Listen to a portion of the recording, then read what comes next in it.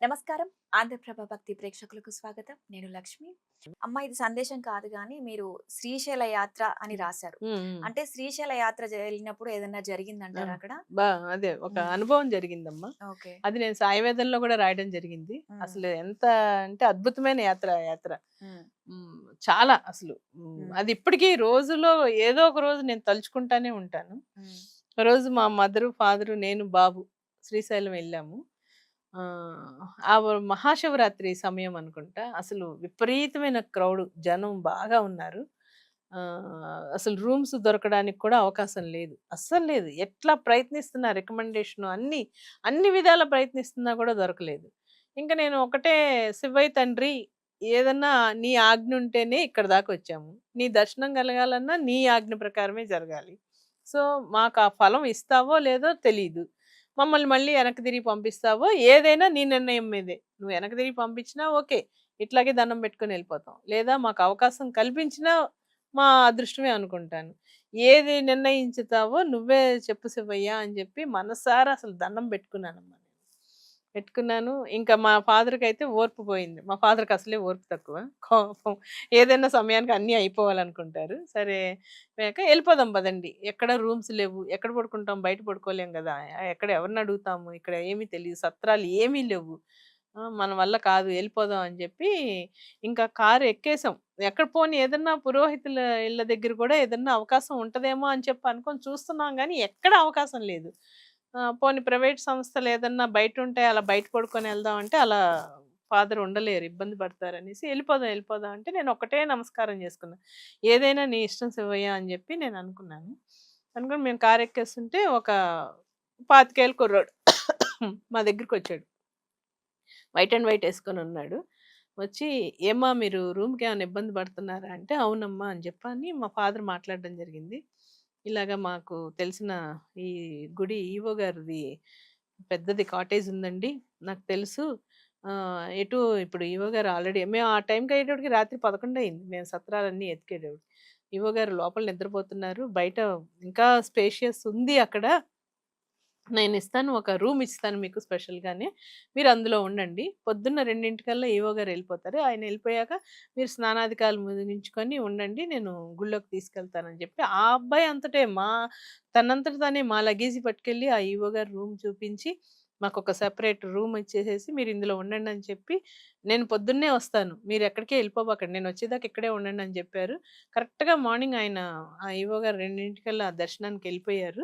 వెళ్ళిపోయాక మేమందరం స్నానాధికాలు చేసుకొని రెడీగా ఉంటే, ఆ అబ్బాయే అభిషేకం టికెట్లు తీసుకొచ్చేసేసి, మమ్మల్ని ఎంత వెంటబెట్టి తీసుకెళ్ళాడంటే, ఫస్ట్ అభిషేకం టికెట్‌కే తీసుకొచ్చేసాడు మమ్మల్ని. ఆ టికెట్ కూడా ఫస్ట్ మొట్టమొదట గుళ్ళో జరిగే అభిషేకం దర్శనందే తీసుకొచ్చి మమ్మల్ని అందరం ముగ్గురిని, మా బాబుని, నన్ను, మదర్‌ని, ఫాదర్‌ని తీసుకొనెళ్ళి ఫస్ట్ లైన్‌లో ఎక్కడైతే నుంచోవాలో అక్కడే నుంచోబెట్టి, అభిషేకం అయ్యేంత వరకు మా దగ్గరే ఉన్నాడమ్మా. అంటే దూరంగా ఉన్నాడు. మమ్మల్ని ఆ లైన్‌లో పంపించాడు. ఇదంతా అసలు ఎందుకు జరిగిందో గూడా తెలీదసలు. నాకైతే ఏం తెలీదు. ఆ బాబు రాత్రి ఈవో గారు రూమ్ దగ్గర తీసుకెళ్ళేటప్పుడు అన్నాడు, "మా ఇంటికి నేనే తీసుకెళ్ళేదాన్నమ్మా. కాతే మాది సమాధుల మధ్యలో ఉంటాను నేను. పక్కకుంటది. మీకు భయమేస్తదని చెప్పేసి నేను ఈ విధంగా నేను మీకు రూమ్ అరేంజ్ చేస్తున్నాను" అని చెప్పనన్నాడు. అనంటే సరేలే ఇది శివయ్య ఆజ్ఞలే అని చెప్పనుకోని మేము అలాగే పొద్దున్నే ఎళ్ళిపోయి ఫస్ట్ అభిషేకం టీలు చేసేసుకున్నాం. అమ్మవారి దర్శనం చేసేసుకున్నాం. అంతా 7:00 కల్లా మొత్తం మా పూజ, అభిషేకాలు అన్నీ అయిపోయినియి. అసలు రాత్రి రూమ్ దొరకదని మేము వెనక్కి తిరిగిపోయేవాళ్ళం. ఆ రూమ్ దొరకడం ఏంటి? ఇదంతా ఎందుకు జరిగింది? ఏంటి? అని జెప్పి ఓకే. దేవుడు అండ ఉంటే ఏదైనా అవుతది అనే నమ్మకంతోటి ఉన్నాం గాబట్టి, ఖచ్చితంగా అయ్యాక అసలు ఆ అబ్బాయి ఎవరో మనకు తెలీదు. అపరిచితుడిలాగొచ్చాడు. ఇంత చేశాడు. నిజంగా అసలు ఆ అబ్బాయికి ఏదన్నా ఇద్దామని చెప్పి అనుకోని అసలు మామూలుగా ఎతికాం ఆ అబ్బాయి గురించి. వచ్చాడు. రావడం అయితే వచ్చాడు. "ఆ బాబు ఏదన్నా ఎంతన్నా ఇమ్మంటే అసలు నీ పేరేంటంటే, నా పేరు శివయ్య అండి" అనన్నాడు. అన్నాడు. అప్పుడు గూడా మాకు థాట్ రాలేదు. సరే నాన్న ఈ అభిషేకానికి టికెట్లన్నీ తెచ్చావు గదా! అంటే ఏమొద్దండి మీకు ప్రసాదాలు తీసుకొస్తా ఉండండి. అసలు నిజంగా తీసుకోలేదమ్మా అబ్బాయి పైకమైతే ఏమి తీసుకోలే మా దగ్గర. మీకు ప్రసాదాలు కూడా తెచ్చిస్తానుండు అని జెప్పి, ఆ అబ్బాయే ఎళ్లి లడ్డూలు, పులిహార ఉంటే తీసుకొచ్చి ఇచ్చి, "మీరు జాగ్రత్తగా ఎళ్ళండమ్మా. ఏం భయపడకండి. మంచి దర్శనం అయిందా? మీరు సంతోషంగా ఉన్నారా?" అని చెప్పాడు. దండం పెట్టాడు. ఎళ్ళిపోయాడు అంతే. అసలు ఏం తీసుకోలేదమ్మా.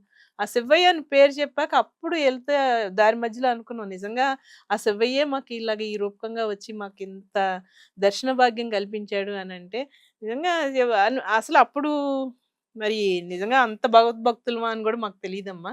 భగవంతుడు తన బిడ్డల్ని ఏ విధంగా కాపాడాలో ఆ విధంగా ఏదో ఒక రూపకంగా వచ్చి కాపాడతాడమ్మా. క్లిష్టమైన సమస్యలప్పుడు గూడా ఏదో ఒక రూపకంగా వచ్చి ఖచ్చితంగా కాపాడతాడు. అది అనుభవపూర్వకంగా తెలిసింది గాబట్టి, అప్పటినుంచి శివయ్య అంటే నాకు బాగా ఇష్టమమ్మా శ్రీశైలంలో. మా నేను మ్యారేజ్ అయ్యాక కూడా ఫస్ట్ శ్రీశైలం ఎళ్ళాక నేనెళ్ళిన అంటే నాకు 2, 3 నెలల వరకు ఎళ్ళలేదు మేము. తర్వాత తెలిసిన వాళ్ళు మా అమ్మగారు వాళ్ళు పెద్దవాళ్ళు ఎళ్తుంటే మమ్మల్ని తీసుకెళ్లారు. నన్ను, మా హస్బెండ్‌ని. తీసుకెళ్ళి శ్రీశైలంలో కార్తీక మాసం టైంలోనే ఆ మామగారు చాలా పెద్ద వయసు మీద, అనుభవం మీద ఎక్కడెక్కడ దీపాలు ఎలిగించాలో అన్నీ నా చేత ఎలిగించింది. ఇలా ఇలా చేసుకో పూజ అని చెప్పారనమాట. ఆమె ముత్తైతనంగా పెద్ద ముత్తైదామె. ఆమె ఆశీర్వాదం ఇచ్చి, మళ్ళీ నీకు కడుపులో మంచి 12 బిడ్డ కలగాలి అని చెప్పి ఆమె ఆశీర్వదించింది అక్కడే. సరే అయ్యాను. శ్రీశైలం ఎళ్ళొచ్చాక ఇంటికొచ్చిన రెండో రోజుకే నాకు కన్సీవ్ అని తెలిసింది. తెలిసింది. అప్పుడు అందుకని మా బాబుకి శ్రీచేతన్ అని పేరు పెట్టాను. శ్రీశైలంకి వచ్చాకే నాకు ఇలాగ జరిగింది గదా! అనేసి ఫస్ట్ అక్షరంలోనే శ్రీ అని యాడ్ చేసి చేతన్ అని పెట్టాలి అని అన్నప్పుడు శ్రీచేతన్ అని నామకరణం చేసి, ఆ శివయ్య ఆశీర్వాదాలు, ఈ బాబా ఆశీర్వాదాలు నన్ను ఈ స్థాయికి తీసుకొచ్చినియి అంటే అదంతా భగవంతుని కృపేనమ్మా. బాబా అనే కాకుండా ఆ! అందరి అన్ని దేవుళ్ళని రూపాలు అన్ని రకాలుగా అంత అన్ని గట్టిగా నమ్ముతారు. నమ్ముతాం. ఖచ్చితంగా నమ్ముతానమ్మా. హ్మ్. అది సరే. ఇవాళ మనం సంతోషంగా ఉన్నాము అనంటే ఆ భగవంతుడి ఆశీర్వాదమేనమ్మా. అంతే. సరే అమ్మా. ఆ! మీ జీవితంలో జరిగిన బాబా గారిచ్చిన సందేశాలని చాలా అద్భుతంగా వివరించారు. ఓకే. నమస్కారం అమ్మా. నమస్తే అమ్మా. సాయిరాం. కృపరాణి గారు తన జీవితంలో జరిగినటువంటి బాబా ఇచ్చినటువంటి సందేశాలని చాలా వివరంగా చెప్తున్నారు. సో వచ్చే ఎపిసోడ్‌లో కూడా మరిన్ని ఆమె జీవితంలో జరిగిన అద్భుతాల గురించి మళ్ళీ వివరిస్తారు. అంతవరకు నమస్కారం.